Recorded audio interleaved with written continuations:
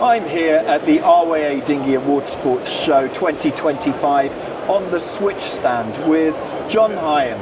Now, I first saw the Switch last year and I chatted with Simon Hiscox and it got a huge amount of interest. But at that point it was pretty much in development and you've made some refinements to the boat. What's happened in this previous year? Well, last year you saw the boat, yes, and I guess this year we're actually trying to present the class, as the boards behind show, that we've achieved 110 boats out. And those 110 boats, from when you saw the boat in February, we signed the boat off in April, and the first boat went out in April, and since then there was no change. So most of the work was done in the 2 to 3 years prior to that. We spent a lot of time developing every part of the boat. It's a process that's about details. We knew the concept from the beginning. We wanted a boat that could cover a large range of people, that could offer a proper one design experience for people, but we wanted a boat that could be durable, have great performance, a boat that people could spend most of the time on the water on, didn't have to spend too much time in the preparation, a boat that could be easily transportable. There were a large list of objectives to achieve. Listening to the feedback now, because we've got 100 boats out, we were a bit cautious, of course. You do your own in-house testing with a lot of people, but until you've got it out in the world, you're not really too sure how well received it is. But it does appear that most of the boxes got ticked. The feedback is good.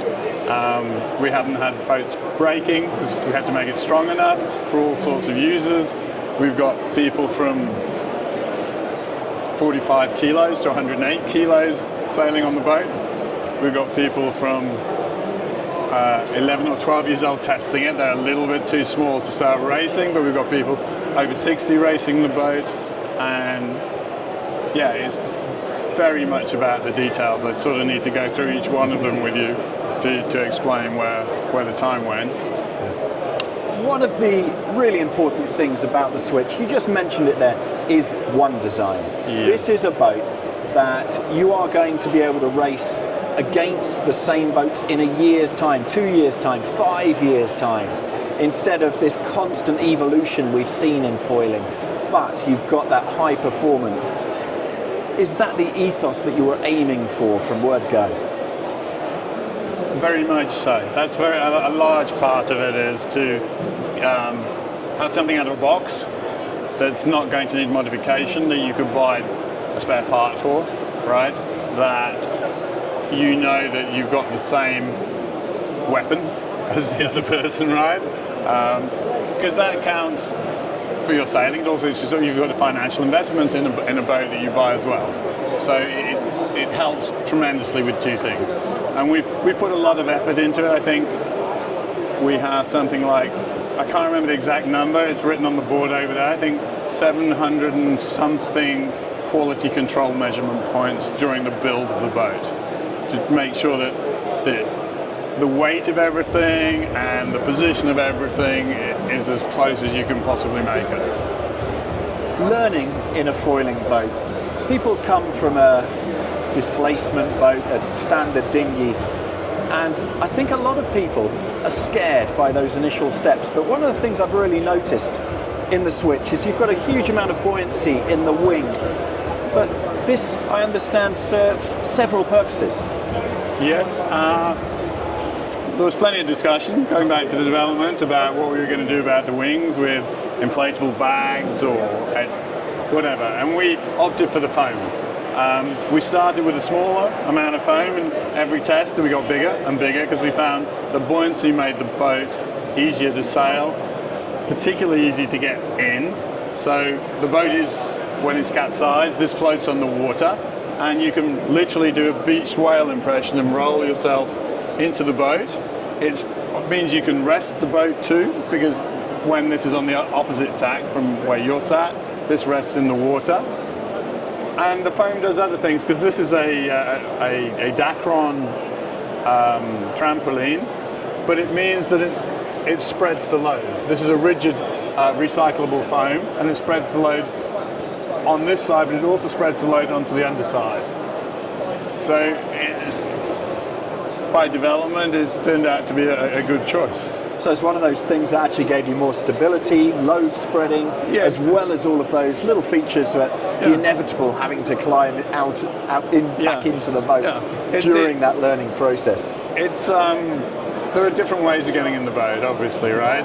Depending on where you finished in the water. But in the learning process, this is really helpful.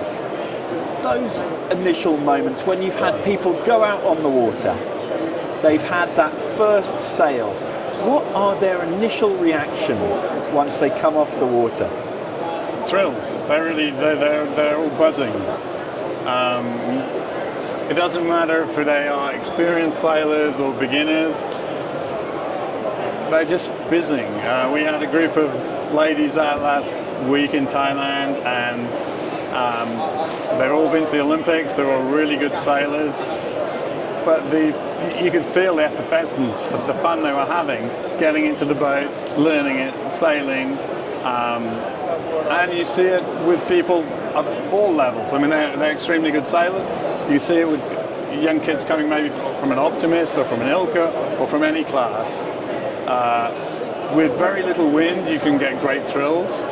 It's much more approachable than people imagine. You've got a reasonable sense of balance and can sail. You can straight line straight away.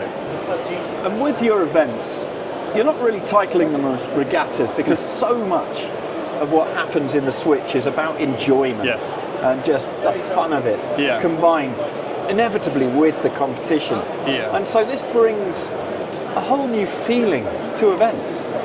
We hope so. We think we have a tremendous number of events. We've got a great Italian circuit, and there's a lot of, let's call it traditional racing. We've got the windward leeward type racing, and we have a UK circuit, we have an international tour. But what you touched on is we're looking to bring fun into a lot of events as well, be it socially, but also on the water, because plenty of people actually do want to go and do 6, 8, 10 windward lewards over 2 to 3 days. Other people just want to enjoy the foiling and the sailing, and so we're creating events which are based on fun. We have a fun committee in the International Class Association, so they're going to be able to combine with other events and also run alongside. We have a foiling festival in the UK, we've got a foiling festival in the Netherlands where we'll be doing some unusual point-to-point type sailing and courses. We've got an event in Thailand next year where you're racing from beach to beach. You can go to places, and if you can sail at 16 knots in 8 knots of wind speed, you can go from one island to the next. So why not take that opportunity offering the people to do that? One of the things about the boat from the very first place was that everything apart from the hull can be carried in a bag on an aeroplane. So you could go somewhere and charter a hull, you know. You do not need to go and get a whole boat. You can take your foils, the 3-piece mast, all in one bag. So we're coming up to 12 months of production, right? So we don't have boats everywhere, but as we go forward, we expect these events to be more frequent and in different parts of the world. Well, John, I have to say it's an eye-catching boat, but hearing about the ethos of the class, what you're thinking is the future, I think is good for sailing. So thanks indeed for your time.